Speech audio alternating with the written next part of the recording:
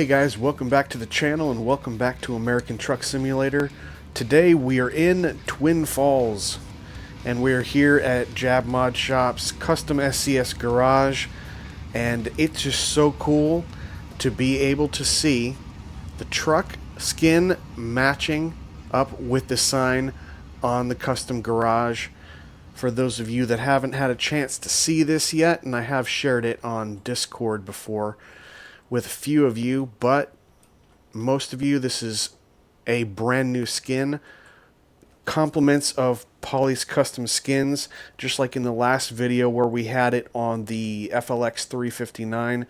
Pauly was kind enough to make me one for this Mack R, and it looks absolutely gorgeous. So let's look at some of the detail here. Used the couple colors that I always use. Even has the US dot number sticker, fire extinguisher inside. Something kind of cool. When you select paint, that's what it does for those fenders. That's really cool. On the front here, we got FreeBeard. Yeah, just really cool. Oh yeah, obviously up here, up top, we got FreeBeard Transport.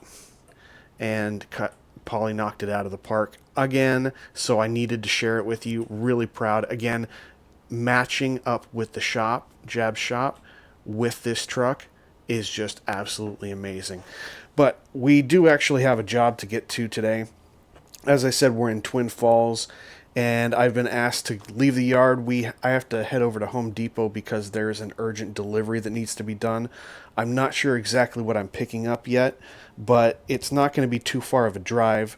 We just need to get it over to a job site. Apparently, it was supposed to be delivered by another company, and they fell through. I think their truck was damaged or incapacitated, for lack of a better word, and they needed another truck that can get there, and we need to get it there in actually probably the next 3 or 4 hours. So it's going to take a minute for me to get over to Home Depot, pick it up, and then take it off to the job site, and hopefully they don't lose too much time. They just got guys standing around waiting for work to be done and no materials there. So let's get underway. All right, go ahead and fire her up in the old Mack R. We've got a Maxitorque 9 transmission, so it is a 9-speed, 3 low, 6 highway, and we do have Slav Jerry's E6 in here. We have the windows down. Windows are coming down now so you can hear it. Good 4 ways while we're leaving the yard. And let's make sure we got all of our lights going. It's a little foggy today. Let's go ahead and get rolling. We can just get started in 1 high. We don't have anything on the trailer yet, and we're not on any loose surfaces or hills or anything like that. Get the 4 ways off. I'll leave the windows down for just another minute so you guys can hear this engine. I have actually featured it in a couple other videos, but I am loving this combo of the Slav Jerry's E6 and the Maxitorque 9 transmission. Just absolutely loving it. This, if you remember from other videos, this is the one where you rev it up to 2,000, 2,100 RPMs, and then you gotta wait a good 2-3 seconds for it to fall down, and you actually go into the next gear at around 1,300, 1,400 RPMs. So if you are floating, it takes a while. There it is. Watch the tack. It seems uncomfortable because you're thinking, I already need to make this shift.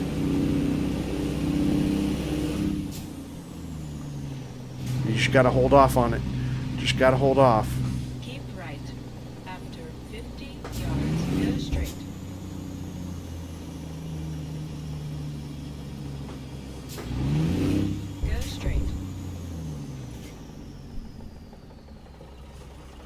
Got Dunder Mifflin over there. Imagine he's probably carrying some paper. What else would he be carrying? They are a paper company after all. By the way, this transmission, the way it's actually shifted is how I'm shifting it right now. First gear is top left. Only thing that I've seen that shifts first gear and top left, correct me if I'm wrong if you guys have seen other stuff, and that's just a car. I haven't seen any other truck start in first gear, top left. I've seen a couple Macks that start there, but that's a low gear. This is a genuine first, like a highway gear.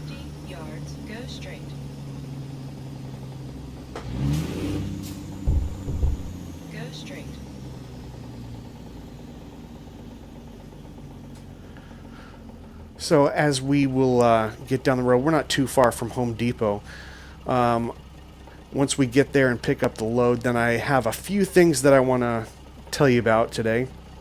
One is continuation of more update from John Ruta's Freightliner XL. He's released a few images of some of the options that he's got going on in the works. I think it's going to be a little bit of time, not like distant future before he gets this out, but it's apparent from what he's doing. He's going through and making changes one by one. I think he's starting obviously with the cabins, if you guys have seen the posts, but he's starting now on the exterior with a lot of the accessories, adding some extra ones and just going over and making sure everything is optimized. But he's going like section by section, and his latest release really focuses on everything from the grill to the bumpers to the lights to the mirrors, and really just giving it everything that he wants to put into it. It's really great. I'm really excited about it, so definitely want to mention a few things about that. And there is actually one other thing that I want to get into, but let's save that until after we get all get our load picked up and we're on the way.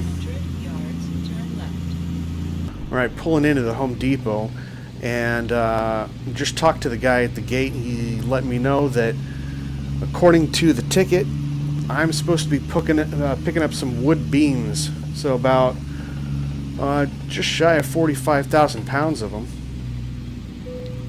Yeah, with this setup, I'm just going to go all the way down there, turn around, and then come right back, pull right in here on the left. And actually talked to my dispatcher, and apparently we're going to Idaho Falls today. Not going to be too long, probably, I want to say probably only 2.5, 3 hours drive time, or game time. So not too bad at all.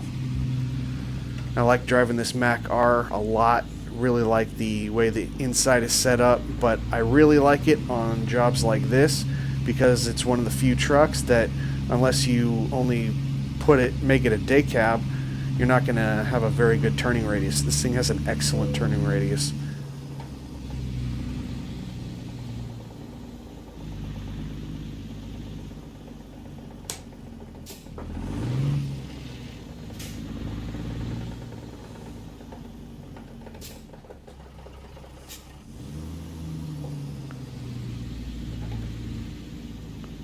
There's that first low gear. I believe the ratio is like 19-1.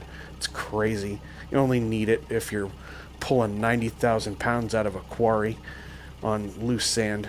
Don't end up using it a whole lot, but it's kind of cool that it's there, not gonna lie. Alright, let me go ahead and get loaded up with these wood beams. I'll be right back. Alright, we are all loaded up with these wood beams. Yeah, 44,100 pounds, headed over to Idaho Falls, and we got a job site over there. And again, yeah, about 3 hours on the drive time, not bad at all. Let's go ahead and get her started. It's a pretty decent amount of weight. The on this Dopeker trailer, which is Retro Development's free trailer, the axles on both ends, so the first and the fourth set, actually are lift axles, but I'm gonna, with 45,000 pounds, and I know that's not too heavy, I'm just gonna go ahead and keep them down. That way we can distribute the weight evenly among all the axles and the tires, maybe a little bit more even wear. So I think we're gonna actually still be able to start out in first high with this, so let's give it a shot. As we get underway on a nice foggy day. Hopefully it'll clear up a little bit. They got us loaded up pretty good. It's about 10:30 now.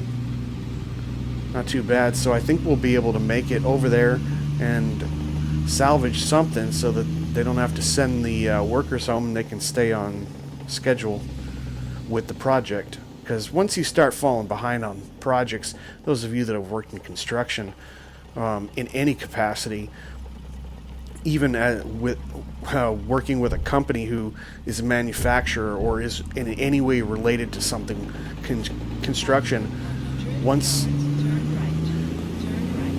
something goes bad or it's delayed, it's a domino effect that ends up affecting a couple hundred people and their companies and all their workers, and it's just really bad when there are delays. So we're trying to get these wood beams over there where this other trucking company fell a little short. I'm kind of happy about that because we were available to go do that, and hopefully they'll realize that maybe they should be working with a different company here in the future. FreeBeard Transport is not a very big company, but we certainly were in the right place at the right time, and maybe we can pick up some extra business from these guys. We just have to get it there on time and, well, not crash or damage any of the stuff in the process.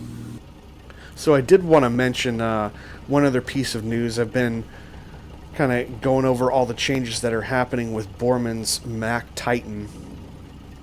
And I do want to get into, putting it into the shop and looking at a few of the changes that he's made now that he has version 2 of his beta.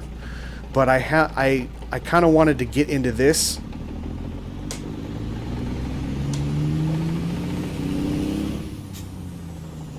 I kind of wanted to get into this because I was really anxious to show off Pauly's skin, since he was so generous to donate his time. And I know this, I mean, I'm not a skinner, but I can imagine all the details that he put into this. It's really awesome, so I absolutely wanted to show it to you.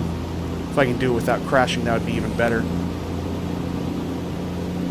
Got to start practicing for 1.49 where they start to simulate permanent damage.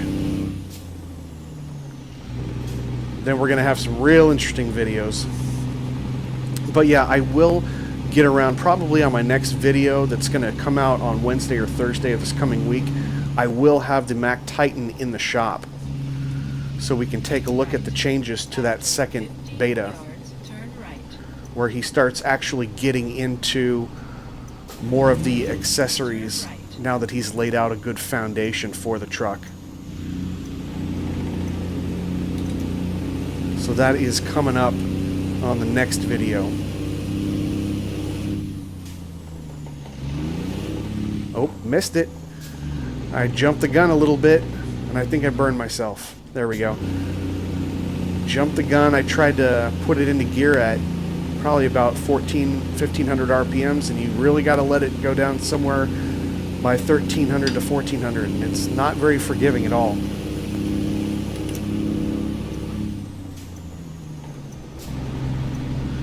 And it's awkward too, like you want to put it into gear, you want to get it in like 1500, 1600 RPMs. That's like usually where most gears are very comfortable and you're most efficient.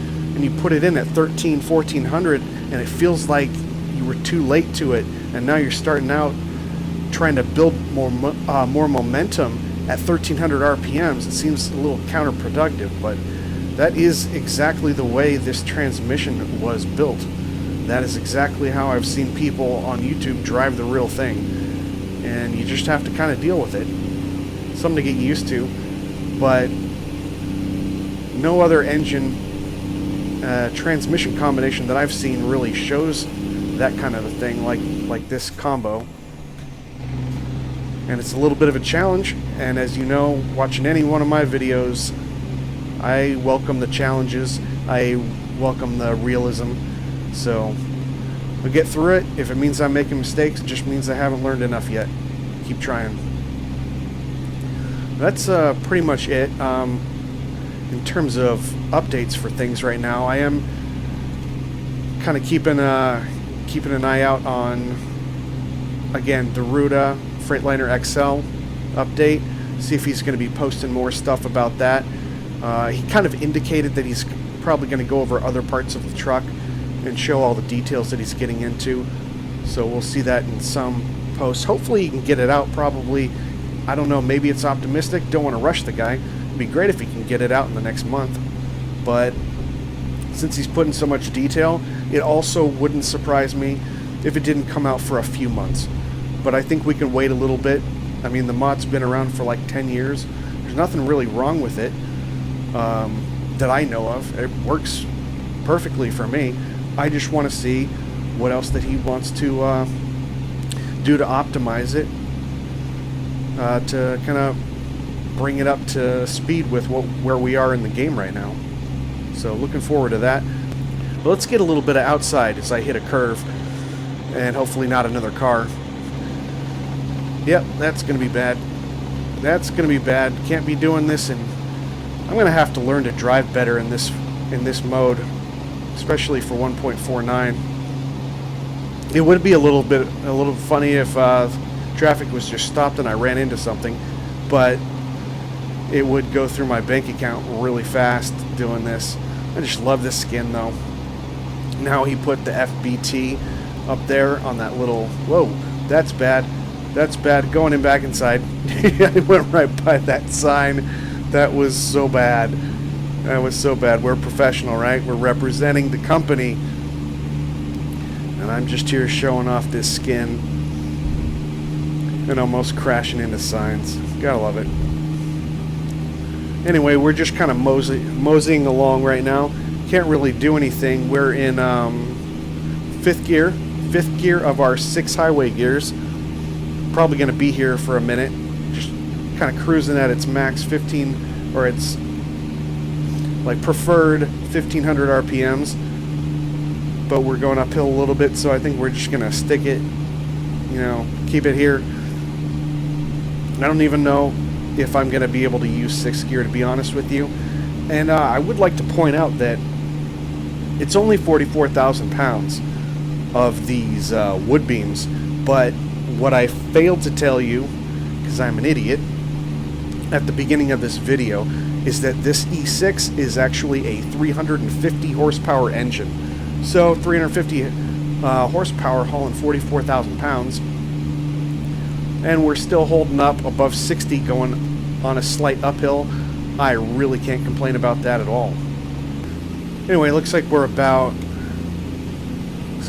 12 minutes out now. Not too long of a drive at all, like I said. I may even cut out some of that middle section,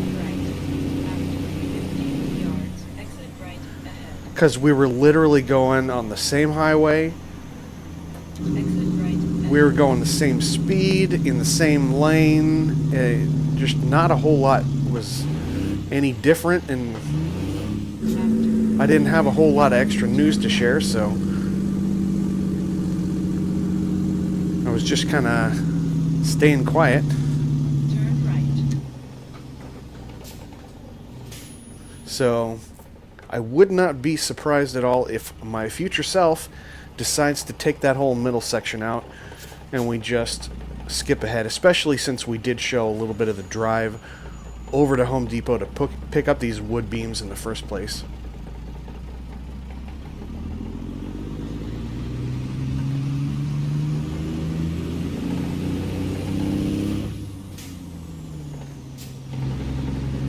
Yeah, it's a long time on that shift.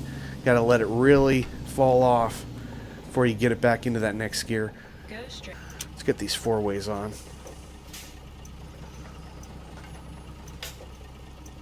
You have reached your destination. Let's pull over right here. We can avoid that fence. I'm gonna jump out and figure out where we're dropping these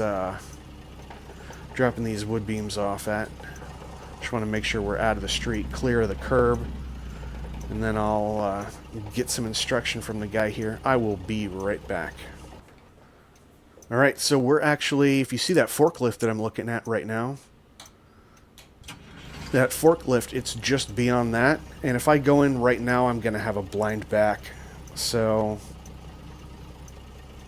I really don't want to do that. So here's what I'm going to do. Let's go ahead and I'll just keep it in the low third so I can kind of maneuver around here pretty easily. So here's what I'm going to do. I want to go down there because I can make a circle, go around to the right and come out right where I'm looking right now. But I need to kind of make sure. We'll go R2. We are in a Mack, so we actually have many reverse gears. Many of them. That's kind of cool. Reverse 1 is... It's kind of like the low one where you're probably only going to be using it when you need to get yourself out of a sticky situation or you got a really heavy load.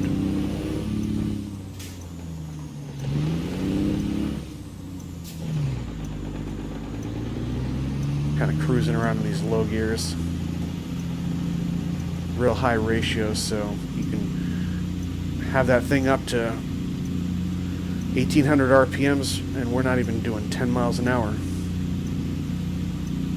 Let's see, if I wrap around here on this side, then I'll be able to approach from this other side. I can go in and be able to look out the driver's side window and guide her in a little bit easier. Real truck drivers, I've heard many of them say whenever you can, even if it takes a little bit more time, get yourself in position and get yourself a good setup and not on a blind back, because there are a lot of blind spots and you can't see a whole lot out of the side of the window like you can if we're approaching like this. So last thing you want to be doing is running over things, people. I like how they put that forklift pretty close there though, so I got another thing that I got to think about.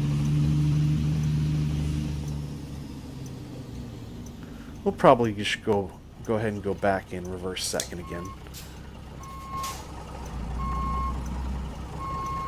Honk the horn, of course.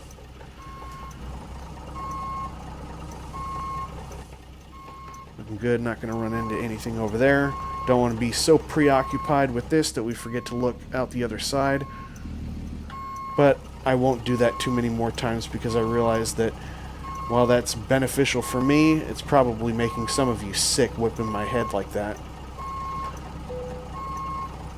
There we go. Get right around that forklift. See how we did. Oh, I think we're going to do a pull-up on it. Break it a little bit off to the left. You know, it's not that close, and that forklift is not that close to the line, but it is one of those things that, you know, it's playing a role. It's another thing that I'm looking at, I'm thinking about, and it's a good distraction. Good in that kind of force. See it? I messed it up again. Talking though. I swear I do my worst backs when I'm doing these recordings. Let's go a little bit slower now that we're in the line. So I am going to use my R1, reverse 1.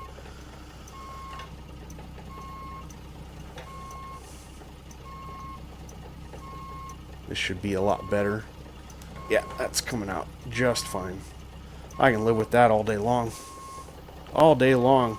Just keep it coming back slow and in control. With that beautiful skin from Pauly. Love it. And that's it. Welcome to Idaho Falls. I said I was going to Lennar, and I always thought that was going to be a job site. It turns out this is one of their little warehouses, distribution centers where they store everything. Probably wasn't even necessary for me to get this stuff over unless they, for whatever reason, they need to get started 6 a.m., 5 a.m. tomorrow morning. Maybe it was necessary. All I know is I got the job done and got this stuff over, and that other company that fell through, well, so we got it done. Thanks again, Pauly, for the skin on the Mack R. Always check out the Dopeker Flatbed by Retro Development. It is a free trailer. Again, the first and the fourth axle do lift on this. Will it let me lift with it? Let me try. There they go. They both lift, and that makes this thing incredibly maneuverable. and in some instances I've even gotten it to maneuver into a spot that wouldn't have been possible with all 4 of those tires. I know it sounds a little ridiculous, but it really did make a huge difference. I'm going to go ahead and put those things down now. But that is it. If you have any questions about the video, any comments, leave them down below. If you like the video, give me a thumbs up, consider subscribing, and hit the notification bell so you can see all of my videos. I will see you guys on the next one. Take care.